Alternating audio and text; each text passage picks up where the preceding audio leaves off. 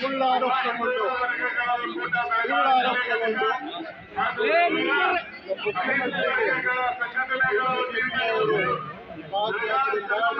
ಬರ್ತಾ ಇದ್ದಾರೆ.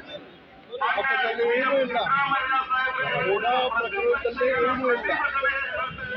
ಆರ್ಡರ್ ಮಾಡೋದು ಬಿಜೆಪಿ ಸರ್ಕಾರ.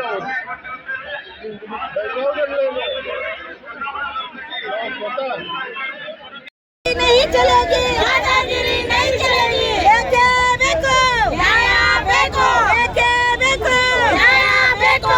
ಏನೇ ಬರ್ಲಿ ಒಗ್ಗಟ್ಟಿರಲಿ, ಏನೇ ಬರ್ಲಿ ಒಗ್ಗಟ್ಟಿರಲಿ, ಏನೇ ಬರ್ಲಿ ಒಗ್ಗಟ್ಟಿರಲಿ। नहीं चलेगी, नहीं चलेगी, ಏನೇ ಬರ್ಲಿ ಒಗ್ಗಟ್ಟಿರಲಿ, ಏನೇ नहीं चलेगी, दादागिरी नहीं चलेगी, नहीं चलेगी, नहीं चलेगी, दादागिरी नहीं चलेगी, नहीं चलेगी, नहीं चलेगी। ನ್ಯಾಯ ಬೇಕು, ನ್ಯಾಯ ಬೇಕು, ಸಾಹೇಬರಿಗೆ ಸತೀಶ್ ಅಣ್ಣ ಒಬ್ಬ ಸ್ವಚ್ಛ ಸಜ್ಜನಿಕೆ ಚಾರಿತ್ರ್ಯವಾಣ ರಾಜಕಾರಣಿಯನ್ನ ಷಡ್ಯಂತ್ರಕ್ಕೆ ಒಳಗಾಗಿ ಅವನ ತೇಜೋವಧೆ ಮಾಡ್ತಕ್ಕಂಥ ಏನೊಂದು ಕುತಂತ್ರ ನಡೆದಿದೆ, ಆ ಕುತಂತ್ರದ ವಿರುದ್ಧ ಸಿದ್ದರಾಮಯ್ಯ ಸಾಹೇಬರು ಒಂದು ಜಾತಿಗೆ ಸೀಮಿತವಾದಂಥ ನಾಯಕರಲ್ಲ. ಶೋಷಿತರ ಪರವಾಗಿ, ತುಳಿತಕ್ಕೀಡದ ಜನರ ಪರವಾಗಿ, ದಲಿತ ಅಲ್ಪಸಂಖ್ಯಾತ ಹಿಂದುಳಿದವರ ಪರವಾಗಿ ಮತ್ತು ಎಲ್ಲ ಸಮುದಾಯಗಳ ಮುಖಂಡರಾಗಿ ಕಾರ್ಯನಿರ್ವಹಿಸ್ತಾ ಇದ್ದಾರೆ, ಆಡಳಿತವನ್ನು ಕೊಡ್ತಾ ಇದ್ದಾರೆ. ಅದನ್ನು ಸಹಿಸಲಿಕ್ಕೆ ಆಗಿಲ್ಲ, ಅದನ್ನು ಬಿ ಜೆ ಪಿಯವರಿಗೆ ಸಹಿಸಲಿಕ್ಕೆ ಆಗಿಲ್ಲ.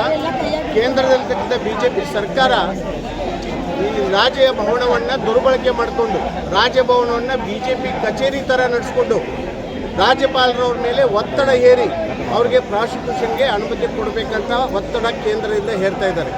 ಇದು ಸಂವಿಧಾನ ವಿರೋಧಿವಾದಂಥ ಚಟುವಟಿಕೆ, ಸಂವಿಧಾನ ವಿರೋಧಿವಾದಂಥ ನಡವಳಿಕೆ. ಇಂಥ ನಡವಳಿಕೆ, ಇಂಥ ಬೆಳವಣಿಗೆಗಳು ದೇಶದ ಉದ್ಧಾರಕ್ಕೆ ಸರಿಯಲ್ಲ. ಒಬ್ಬ ಸಜ್ಜನ ವ್ಯಕ್ತಿಯ ವಿರುದ್ಧ ನಡೀತಕ್ಕಂಥ ಯಾವುದೇ ಹಗರದಲ್ಲಿ ಸಿದ್ದರಾಮಯ್ಯ ಸಾಹೇಬರಿಲ್ಲ, ಗೂಢ ಹಗರನೂ ಅವರಿಗೆ ಸಂಬಂಧವೇ ಇಲ್ಲ. ಅದಕ್ಕಾಗಿ ಅವರು ಇಂಥ ನಡವಳಿಕೆಯನ್ನು ಮಾಡಬಾರ್ದು. ಏನೋ ಒಂದು ವೇಳೆ ಪ್ರಾಸಿಕ್ಯೂಷನ್ ಕೊಟ್ಟರೆ ಇಡೀ ಕರ್ನಾಟಕದ ಜನತೆ ಹತ್ತಿ ಉರಿತದೆ ಮತ್ತು ರಾಜಭವನಕ್ಕೆ ಮುತ್ತಿಗೆ ಹಾಕ್ತೀವಿ. ಈ ನಡೀತಕ್ಕಂಥ ಜಿಲ್ಲೆಯಲ್ಲಿ ನಡೀತಕ್ಕಂಥ ಇವು ಪ್ರತಿಭಟನೆಗಳು, ಇವು ಪ್ರತೀಕಾತ್ಮಕ ಮಾತ್ರ. ಒಂದು ವೇಳೆ ಏನಾರೇ ಆ ಪ್ರಸಂಗ ಬಂದ್ರೆ ಇಡೀ ಕರ್ನಾಟಕ ರಾಜಧಾನಿಯನ್ನು ನಡಗಿಸ್ಬಿಡ್ತೇವೆ. ರಾಜ್ಯದಲ್ಲಿ ಕೂಡ ಒಂದು ಅಲೆಯನ್ನು ನಿರ್ಮಾಣ ಮಾಡಿ ಸಿದ್ದರಾಮಯ್ಯ ಅವರು ಬೆನ್ನಿಗಿರ್ತೀವಿ ಅಂತ ಎಲ್ಲ ಶೋಷಿತ ಸಮುದಾಯಗಳು ಅವರ ಬೆನ್ನಿಗಿರ್ತೀವಿ ಅಂತ ಅದಕ್ಕೆ ಕರೆ ಕೊಡಲಿಕ್ಕೆ ಇವತ್ತಿನ ಪ್ರತಿಭಟನೆ.